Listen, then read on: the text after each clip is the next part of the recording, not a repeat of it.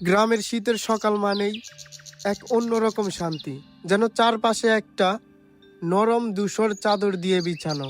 শীতের সকাল সত্যিই অনেক মিষ্টি হয়, যেন প্রকৃতি নিজ হাতে সাজিয়ে রেখেছেন এক নরম কোমল সকাল। কুয়াশার চাদরে ঢাকা চারপাশটা নির্বাক, তবুও কত গল্প লুকিয়ে থাকে ভেতরে। ঠান্ডা হাওয়া গালে লাগলে মনে হয় দিনটা নতুন করে আবার শুরু হলো। সকালের প্রথম রোদ যখন ভিজে ঘাসে পড়ে, শিশির বিন্দুগুলো হীরের মতো ঝলমল করে উঠে। দূরে ভেসে আসে গরুর ঘন্টির শব্দ, চুলার ধোঁয়া উঠতে থাকে গ্রামের ঘরগুলো থেকে।